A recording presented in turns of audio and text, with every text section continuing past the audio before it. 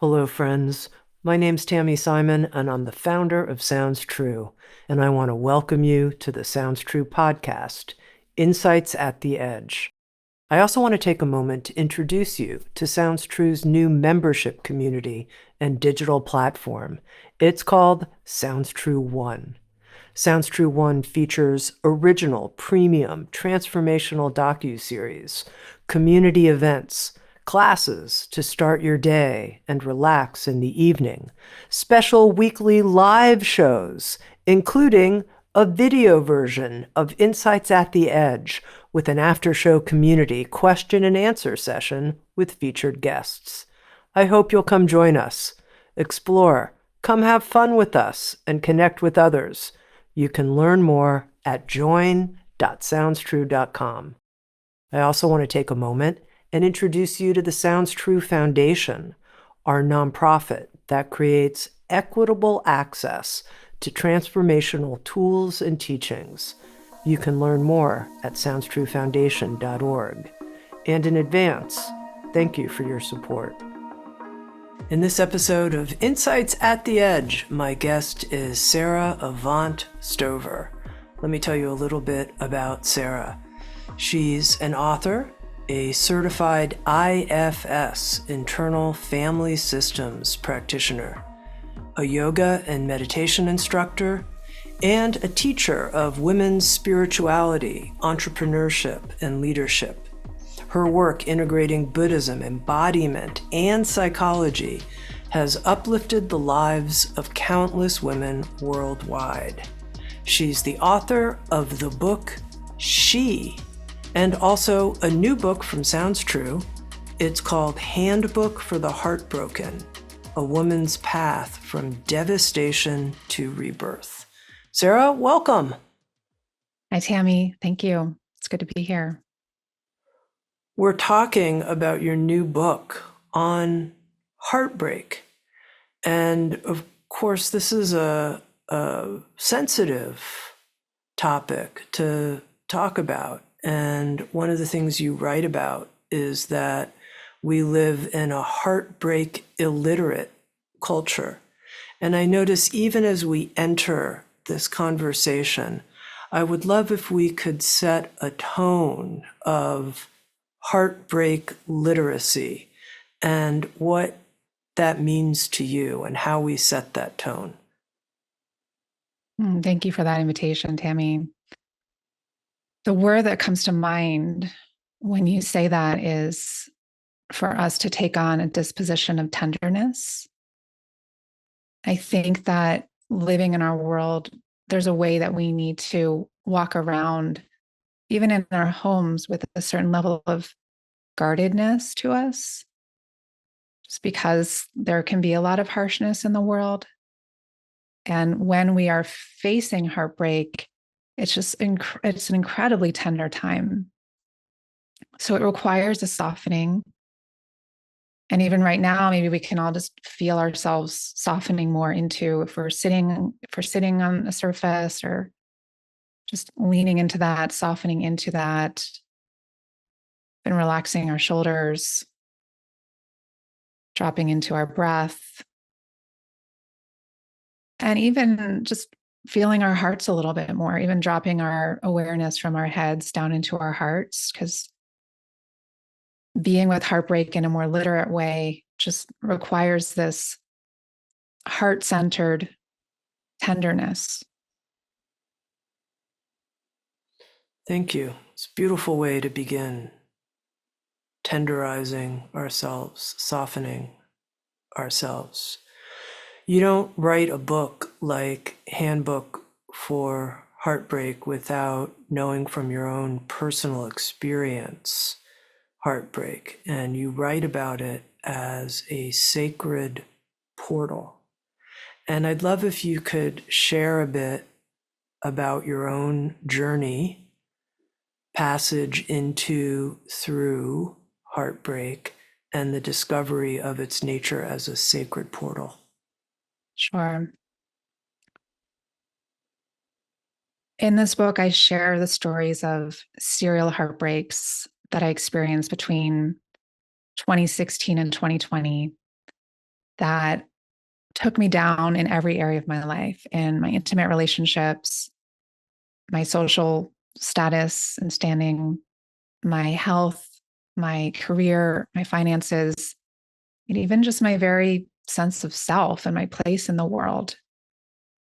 And the very first heartbreak, which came in February of 2016, happened one evening when my former fiance came home and told me that he had been cheating on me. And it wasn't just with one person, one time, it was with many people, many times over many years. And I came to see that night, even today, 8 years later, I see that night as really like a fault line running through my life, where everything that I was, everything that I knew was on one side of that line. And there was a whole new experience, whole new identity on the other side of that line. And the title for this book came to me just a few months after that initial heartbreak. And I even set out to start to work on the proposal at that time. But then other heartbreaks began to strike, and I realized I still had a lot. Life was still teaching me a lot about heartbreak. So in 2016, when that title came, I still had several more years of this deep life experience, this deep initiation to really understand heartbreak. And when I finally came out of the other side of it at the end of 2020, I was a completely different person than I was at the start of it. And I saw that there was nothing that I could have done with my own will, with my own plans for myself and my life, because I've been a very dedicated spiritual practitioner and dedicated psychological kind of inquirer for decades, a couple of decades, moving on to 3 decades. But none of those things could take me to the place that these heartbreaks took me to, completely transformed.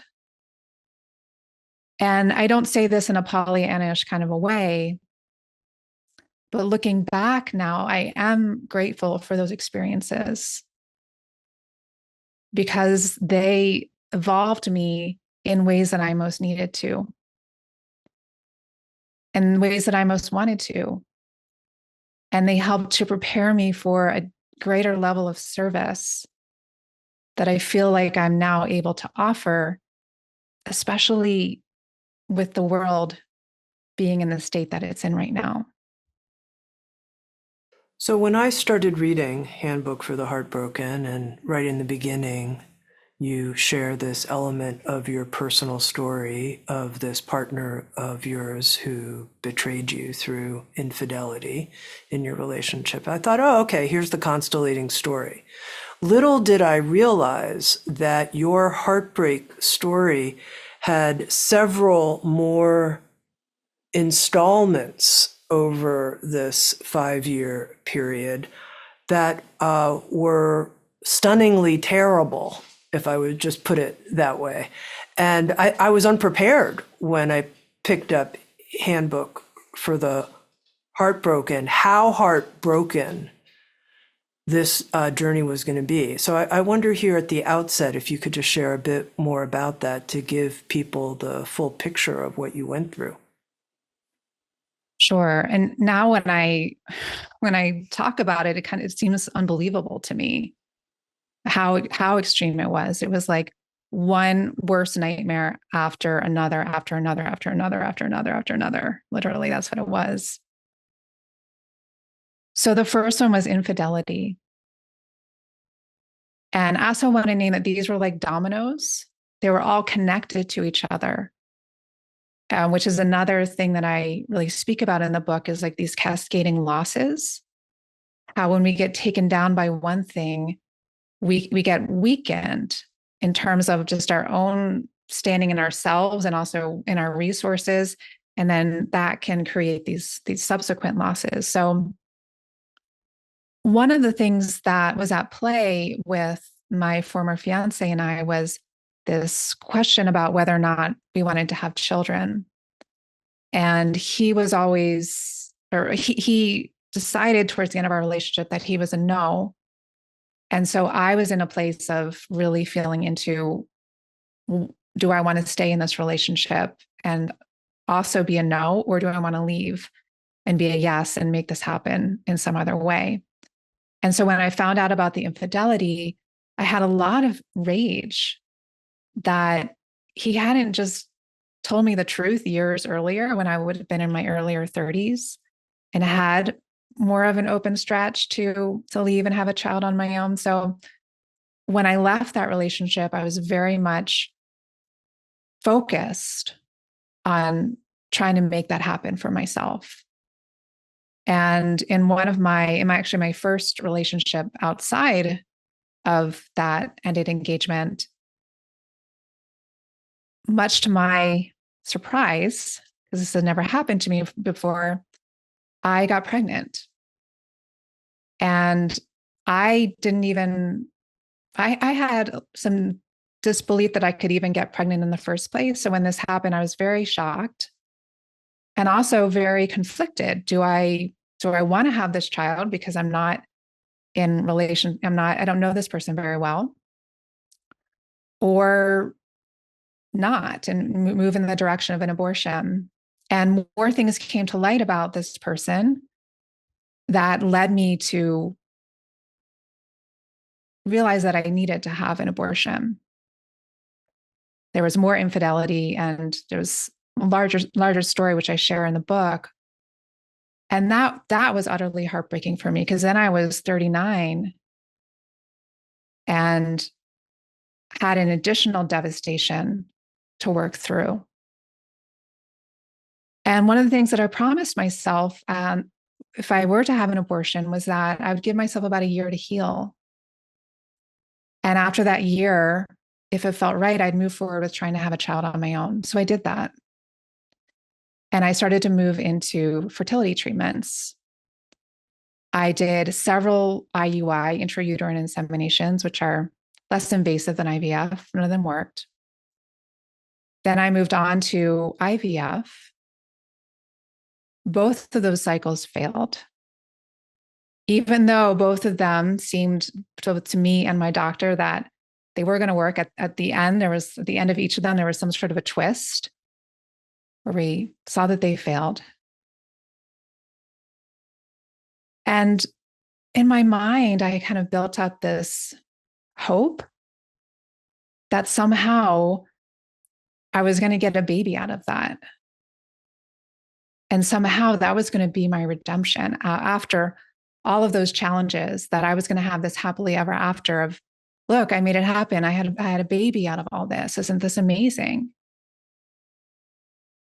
And so when I found out that that didn't work, I don't even know what the words are. I guess it's just a devastation. And I didn't know what to hope for anymore. I didn't know what to work for anymore. I didn't know what my dream was anymore.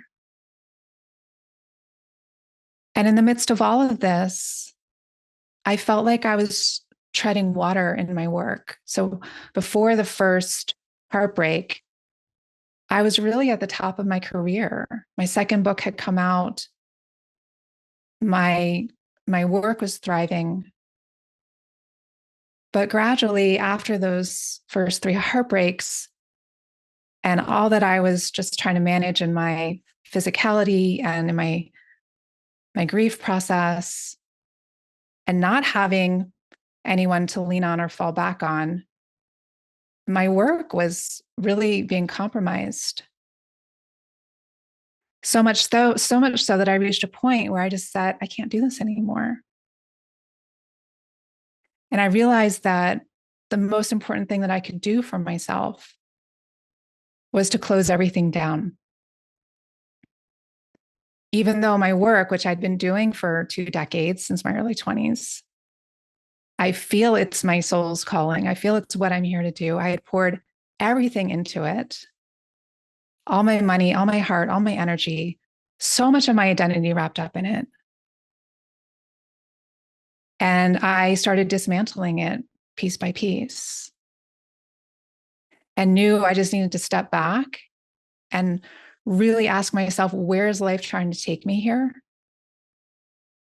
And really questioning if it was not this work, maybe there was another direction life was trying to move me in. And I just needed to stop trying to force it.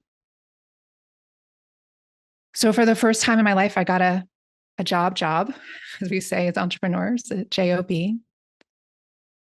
And that afforded me the space to just step out of the public light, to stop needing to show up and support other people, and to really take space to heal myself. And at the same time that I did that, I felt so in over my head financially. And I was in the most solid place I'd ever been financially at the start of all of this. And some very unforeseen challenges came my way, including a challenge with the IRS that was related to a misguided CPA that I worked with that led me to be many thousands of dollars in debt to the IRS. And now I know the IRS is the last person or place you ever want to be indebted to. Some additional surgeries that I had for health challenges that arose from all of the stress, my fertility treatments, and those years where I was just struggling to make ends meet. It landed me in the place, of realizing that my best path forward was going to be to declare bankruptcy. And that was one of my greatest fears. But just like needing to dismantle my business, I needed to have a really, really clear, open, honest conversation with myself and my life, and to see, what is my next right step? Where are you trying to lead me here? So I was led to a place where I just had to let everything go and take everything down to ground zero and stay in the place of not knowing. And then to see step by step where life wanted me to go from there. Well, thank you for sharing all of that, Sara. And I think by sharing your story, you open up for all of us these different kinds of raw pain that many of us come to in our own way, in our own lives, maybe not in the same kind of cascade that you described, of course not, but in our own experience, we touch on some aspect of that. And I'm curious to hear what you learned that could help any of us who might be suffering in some way, in some aspect of our own passage, about metabolizing pain, entering our pain when events like this occur, devastating events. Feeling our pain is the way through. It's the only way through. If we don't feel our pain, we're going to get stuck. If we don't feel our pain, we're not going to have the rebirth that we want. The feeling is the engine of change. It's the engine of transformation. And it's not something that we're taught how to do. We live in not only do we live in a heartbreak-illiterate world, we live in a very pain-averse world. And so there's a way that we need to really get back to the basics when we're in heartbreak on a number of levels. And one of those levels is to slow down, come back to the body, and take time to be with the pain, whether that's our grief, whether that's our anger, whether that's the actual emotional pain, whether that's physical pain, if you are working with physical injury or illness of some sort. But we're not going to get through it without doing that. I would love to hear more because, of course, we hear that, feel our pain, turn towards our pain, don't avoid it. You have to go into it. And yet, there's only so much you can go into it. And then you're like, I got to stop. This isn't going anywhere. Should I be like alternating between? Should I be doing something else? Like, how do I actually work with it? And you know a lot about this, so tell us more. Yeah, there's one story that I share in the book about a particular day that I remember very vividly where I could hardly function. I was in so much pain. And I was trying to sit down at my desk and get some work done that I needed to get work done. I had deadlines. And gratefully, I was meeting with my mentor that day over Skype. And I sat down and I told her, I said, I can't function. I'm in so much pain.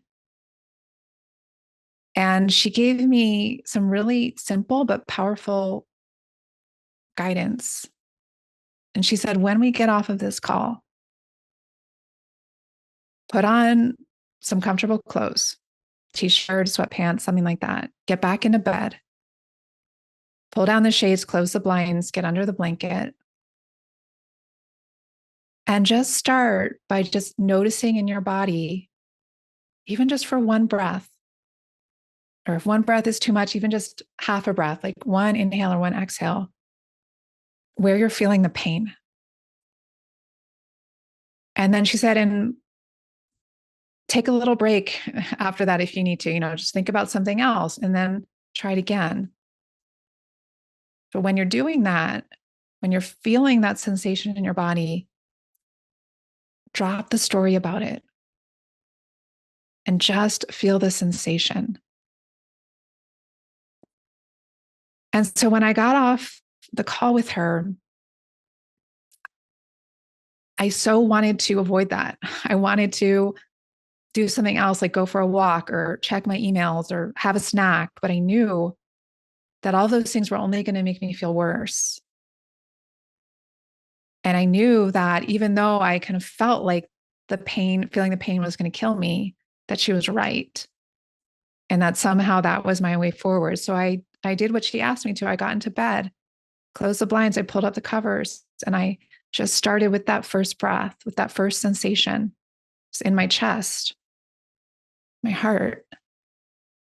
And I did that for one breath. And I thought, wow, I did it. Okay. Let me try it again. And I think I stayed there for about an hour. And it fortified something in me. It helped me to see like this, yeah, this pain isn't killing me. And there's actually something to this.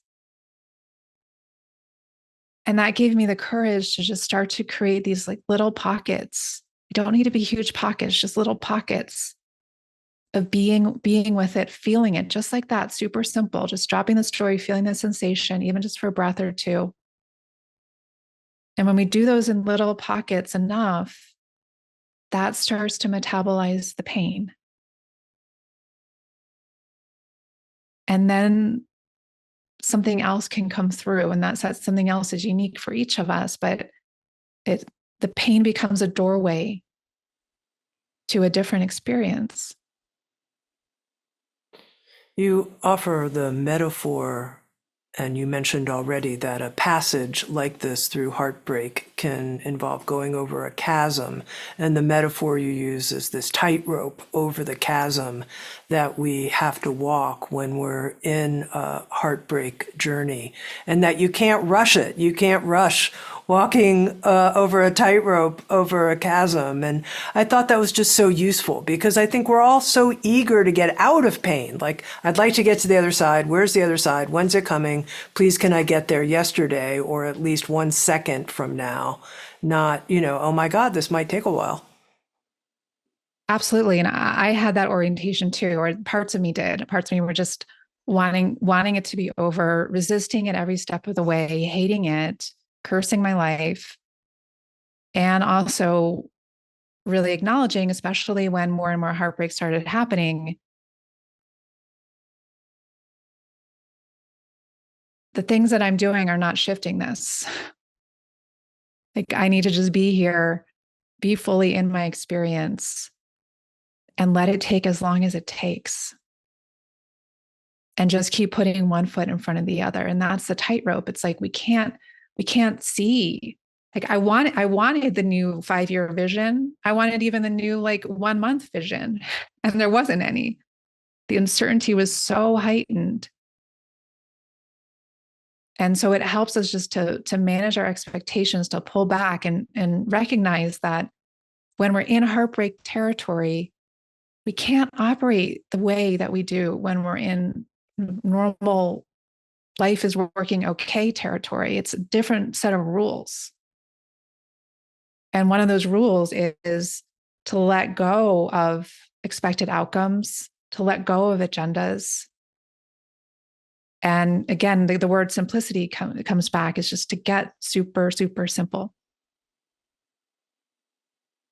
At the end of Handbook for the Heartbroken, you write about how one of the things your students and clients say is that they appreciate working with you because you don't judge their experience. You've been through so much yourself that you don't judge it when other people come to you and say, I'm going through a bankruptcy or this or that.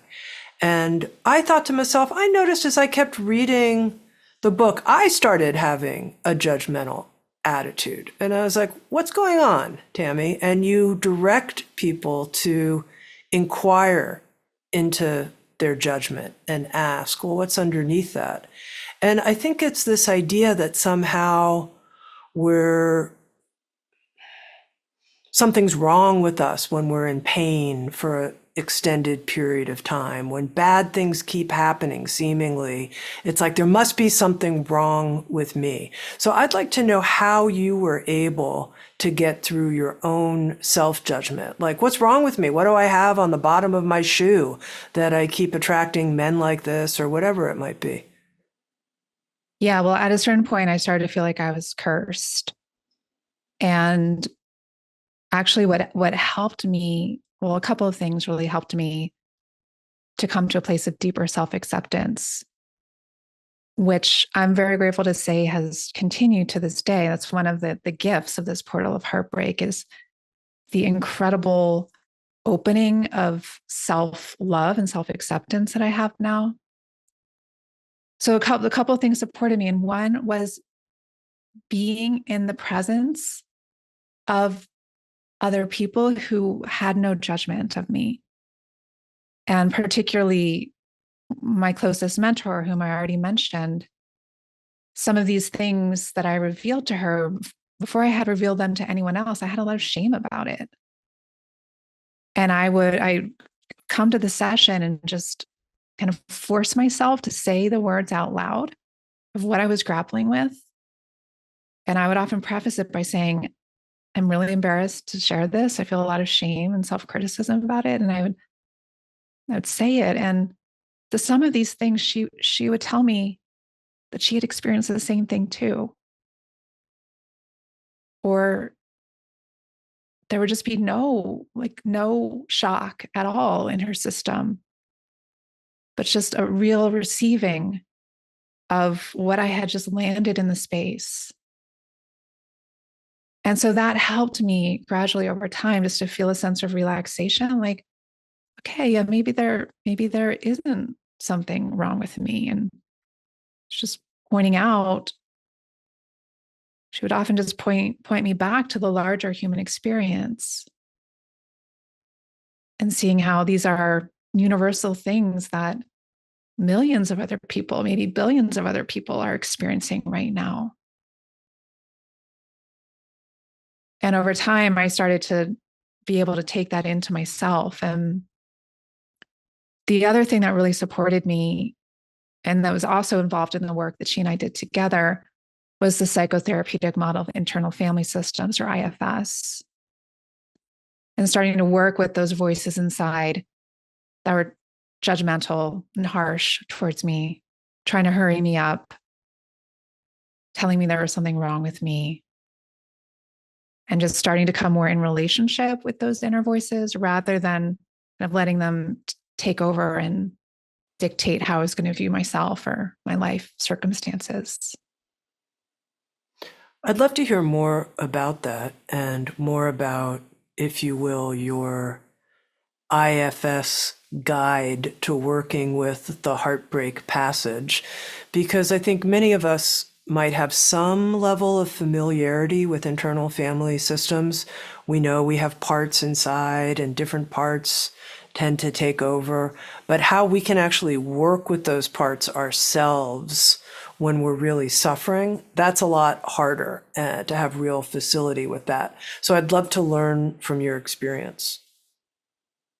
Yes, well, one of my favorite ways to talk about it is first at the metaphorical level, which I think is really also helpful when we're talking about the heartbreak experience, because this takes everything to a more extreme level. So the metaphor that I like to use, and that's often used when speaking about IFS, is of the sun in the clouds. So we could say that the sun is our essential nature. Like in Buddhism, it's our Buddha nature. And the sun is always shining. Even on a cloudy day when you can't see the sun, it's still there. You know, when you take off in an airplane and you go up above the cloud level, it's bright blue skies and sunny. And then there's the clouds, and the clouds are our parts. So in the example that I just gave, those clouds were those voices of self-judgment, self-criticism. And sometimes they would get so strong that they would cloud over the sun, they would block the light of the sun. So I would feel like I had no access to a wider perspective or to the space in me that could have compassion for my experience. And so when we are heartbroken, we can often feel like we're just in a perpetually cloudy day or a perpetually foggy day or stormy day where the sun is nowhere in sight. And so if we can keep that in mind when we're in those very, very dark corners, that the sun is still here. And we've all had those experiences of when you feel like yourself and you feel really at home in yourself, you feel really connected. And so when we're in those dark corners, we can have that memory like that's still here. It's just completely clouded over right now by the self-judgment, by the anxiety, by the grief, by the depression, by the anger, whatever else is there. And I do think that it's during these times of heartbreak that we do need some external support, if it's possible for us to get it, to help us to start to parse out what are these different clouds? Like, what is this voice of self-judgment? What's it saying to you? And so I can start to turn towards it and see, like, oh yeah, that's a cloud. And I can start to be in connection with it and see me. What does this aspect of me need from me? And the same with my anger, or same with my grief or my depression. And even just coming into relationship with the parts and seeing them for what they are, seeing that we're not them, that in and of itself starts to help the clouds part a little bit. And the sun can start to peek out a little bit more. And it's like once you get a little toehold into that sun, it starts to be able to create more and more and more. And it's a gradual kind of cumulative process.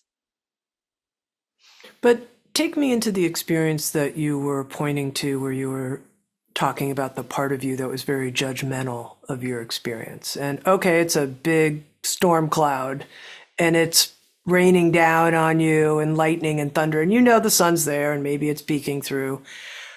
How did you work with that storm cloud in some useful way through your IFS knowledge?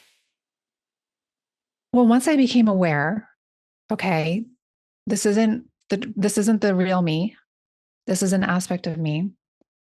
Then I could turn toward it and I could ask it, what are you afraid would happen if you didn't judge me in this way? If you didn't say these really harsh things to me? And then I listen. And it would say something like, I'm afraid that if I didn't judge you like this, that you be subjected to other people saying these things to you. And that would be far more devastating if this came from outside of you than from inside of you. So I'm trying to protect you from having more bad things happen to you. I'm trying to protect you just to keep yourself in, keep yourself reined in, so you don't draw a lot of attention and get this judgment from other people. And so then that opens up a sense of appreciation in me of like, oh, you're actually trying to help me. And then through some more dialogue and connection and building trust with this part of me, then there's a way that we can collaborate. Like, oh yeah, you don't want other people to be saying mean things to me. I don't want that either. And actually, you saying mean things to me isn't helping. It's actually making things worse for me. So if we both want the same thing, if we both want me to be doing well and to be fitting in the world, like what's a way that we can do that together? That's going to be more of a win-win. And then we can kind of devise a new strategy to do this. And this is one of the ways that we then can start to transform our parts that can often hold us back or take us over. And these are the parts that bring us to therapy in the first place, where those parts can start to become helpful allies for us, so that we actually emerge from our challenges or from our heartbreak journey with a sense of deeper wholeness and deeper interconnectedness inside. You write how it's possible that our pain can turn into power, into powers that we have. And I wonder, could you explicitly say what powers you feel you have now that you didn't have before this heartbreak passage? The powers that I'm speaking of here they're more soul powers. And they're not necessarily powers that we see or that are really like applauded in everyday life. They're powers of patience and persistence, perseverance, humility, compassion, faith. It's like these powers I felt like were really forged in the fire of my pain and cultivated over those many years. They're quiet powers. And, like we hear in a lot of spiritual teachings, it's like they are the real powers. That's gorgeous, Sara. Thank you. You write about how the core language of heartbreak is grief, and yet our human nervous system is not designed to grieve alone. And yet I think for a lot of us, we're like, well, okay, who am I going to grieve with? How am I going to grieve with other people? That means I have to be incredibly vulnerable to share what I'm going through so that I can grieve with other people. I'd rather just grieve alone. Oh, but the human nervous system isn't designed to grieve alone? I want to go be by myself with this terrible thing, even though I don't really, but. And that's one of the symptoms of living in a grief and heartbreak illiterate world. So we don't value grief and what it can offer us. We don't understand it. And one of my intentions in writing this book was to help to educate about why grief is important. So living in such a hyper individualistic culture, most of us grieve alone on the bathroom floor, or for me, sometimes on the kitchen floor.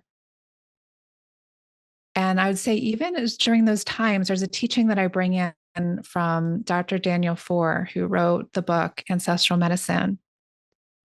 And he talks about when we're alone, And we don't have the community infrastructure to grieve, like in a community grief ritual, for example. And community grief rituals are something that were brought over by particularly Mali Doma and Sabamfu Somé from their native Burkina Faso in West Africa. They brought grief rituals over to the US because they saw how ignorant we are about grief and how much we need this kind of work in our culture. And those grief rituals are designed for us to come together and move this big energy through us in community. But those are not easy to find necessarily.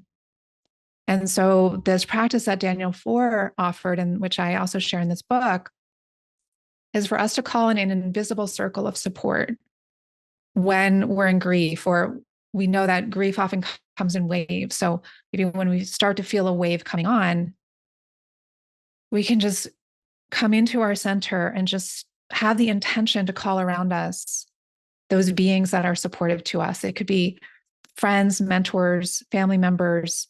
They could be ancestors. It could be even spirit guides that we know. Anything, anyone that would be supportive. We can just feel them just circling around us. So then we don't need to hold it by ourselves. Then we can feel like we can just let go and let this wave have us.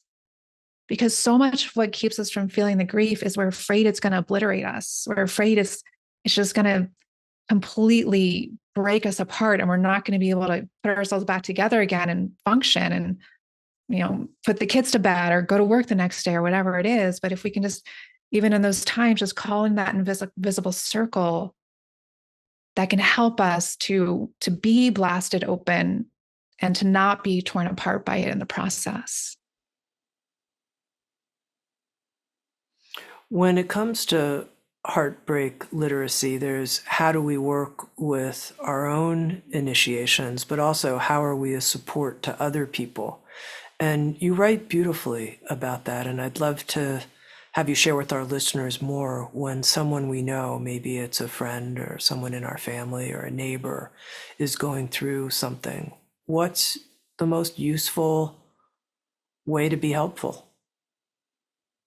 Well, first, one of the best gifts that we can give to other people and to the world right now is to be with our own heartbreak and pain wholeheartedly, because that's what's going to prepare us to be able to be with others when they're in their pain. There's a resonance that people can feel from us when they're in our presence and we have been through this portal that we're talking about, this heartbreak portal. And there's that feeling of acceptance that I felt with my mentor of like anything that I'm experiencing, anything that I'm going through, it feels like it's okay with this person. They're not scared of my grief. They're not criticizing me for whatever I'm going through. They don't have an agenda for me to be somewhere that I'm not. So this level of just, and even like we did at the very beginning of our conversation, this softening and tenderizing ourselves, moving our awareness into our hearts, and even just holding the intention, may I be the presence of love with this person. So that's the baseline.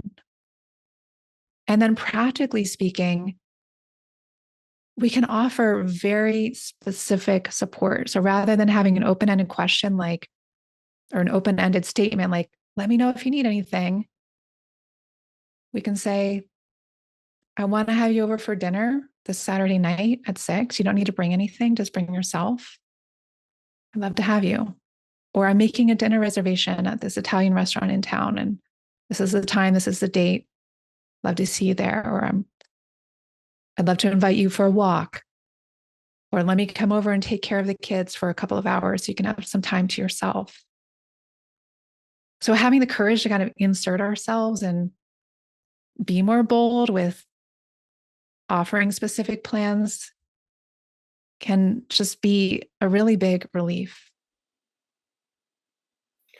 As you spoke, Sara, about this wholehearted inhabitation of our own heartbreak, I thought, we've stirred up a lot in this conversation, touched on a lot. And I wonder if you could lead us with your presence, with your wholeheartedness available to all of us who are listening in a way that just for a few moments we could touch our heartbreak and have the courage to do that, especially in the spirit of wanting to be human vessels available to other people. Sure. So if it's comfortable, you can close your eyes. And if that doesn't feel okay for you for any reason, just a soft gaze away from the screen. And first connect with your breath, inviting in without any force, even just a little bit of a fuller, deeper breath. And especially on the exhalations, inviting in a quality of relaxation.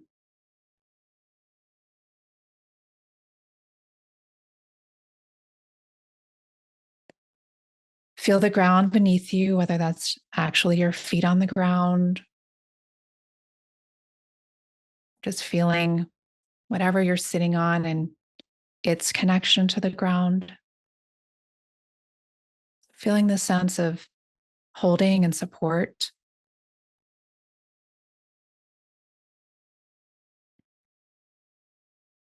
And then turning your attention toward your heart.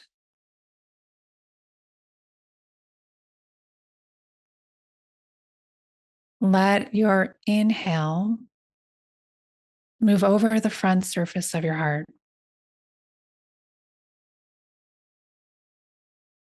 Just notice what that feels like for you. And if you don't feel anything, that's okay too. There's no wrong way to do this.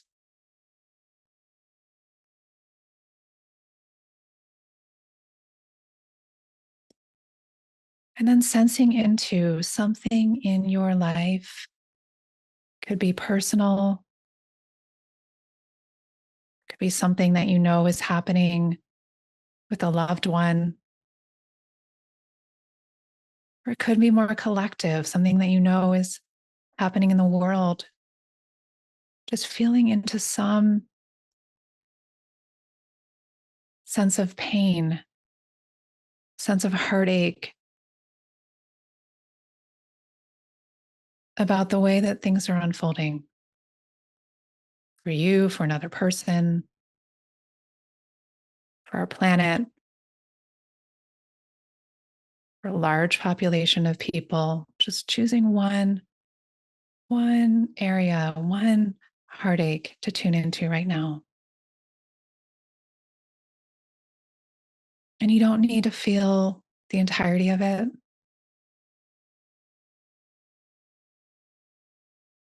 Just opening even just one little corner of that.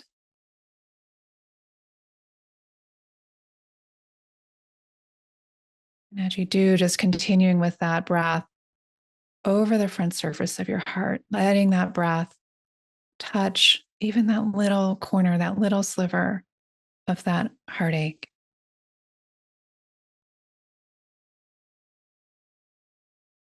And with the inhale, just also having this sense of inviting it in.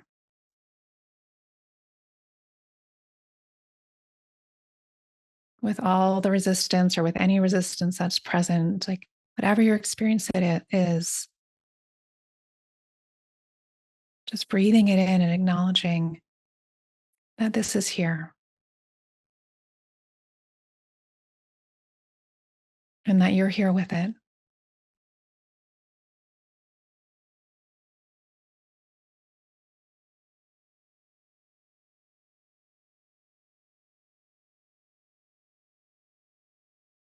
And then just acknowledging this heartache, just acknowledging its space in your heart.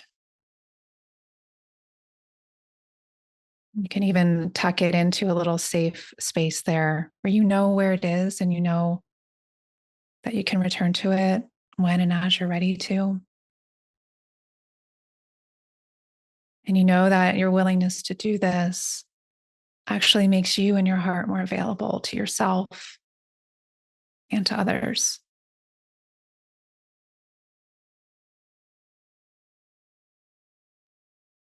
And again, feeling the ground beneath you, feeling your breath, and making your way back into our space together as you're ready.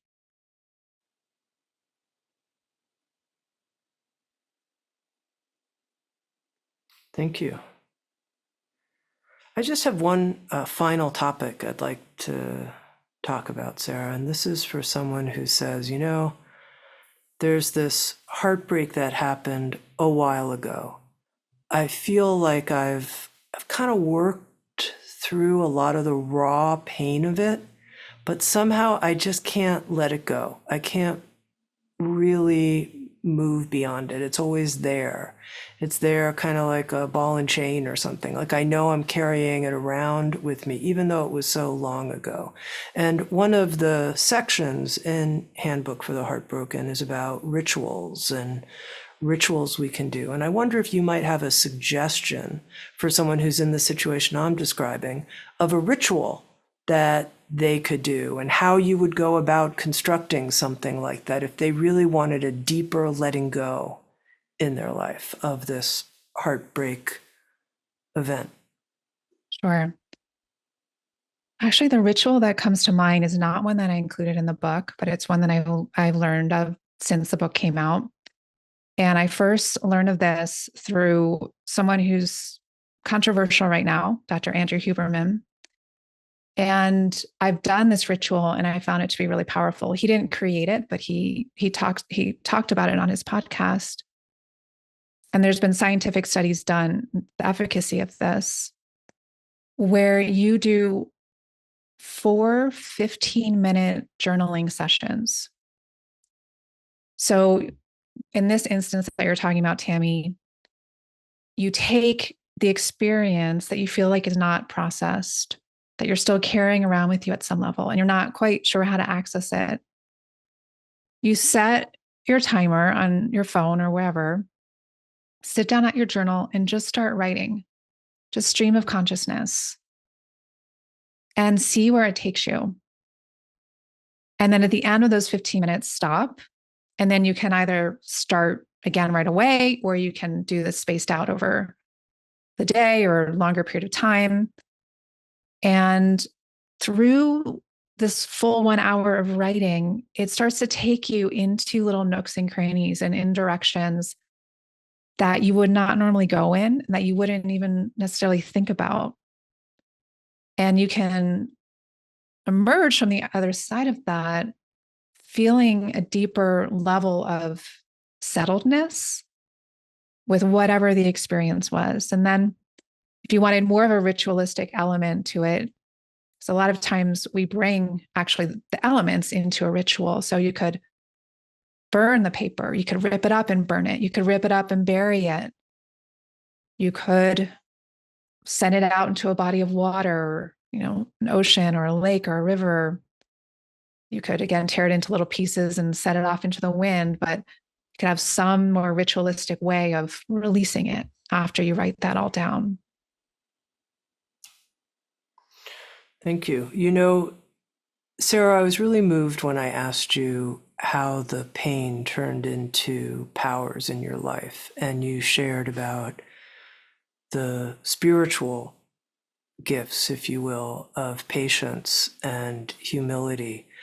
And I thought to myself, so there Sara was, she was rocking it in her career. She was writing these books and, leading all of these women worldwide on all these terrific retreats and various kinds. And then she went through this cascade of terrible events, hellish series of events.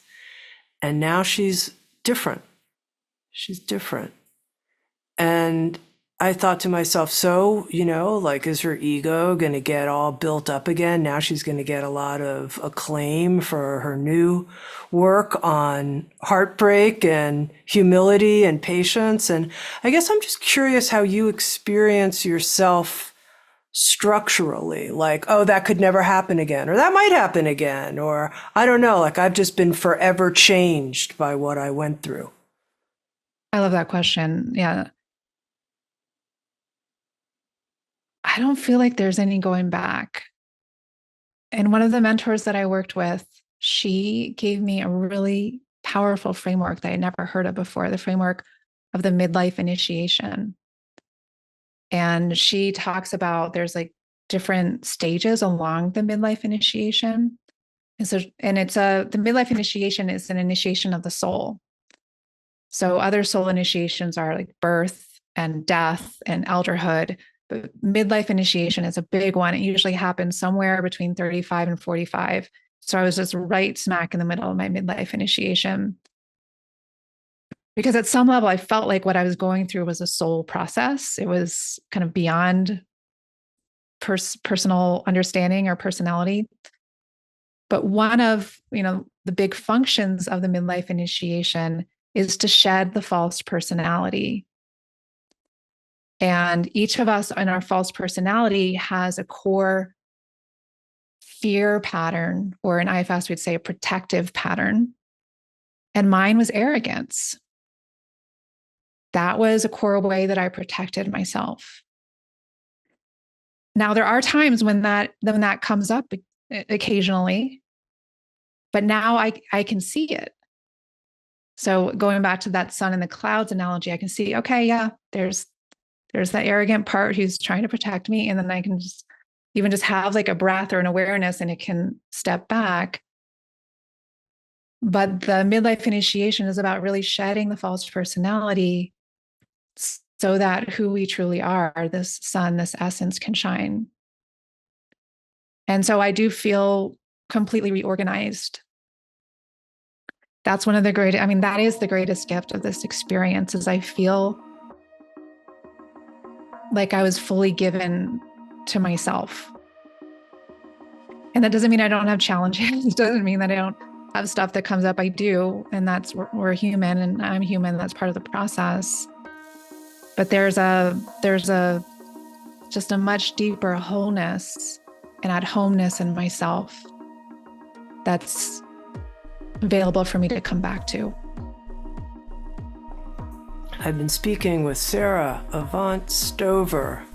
She's the author of the book Handbook for the Heartbroken, A Woman's Path from Devastation to Rebirth. Thank you so much, Sara. Thank you for taking us right into the heart of the heart. Thank you. Thank you for the questions that helped to lead us there. And if you'd like to watch Insights at the Edge on video and participate in the after-show Q&A session with our guests, come join us on Sounds True 1, a new membership community featuring award-winning original shows, live classes, community learning, guided meditations, and more with the leading wisdom teachers of our time.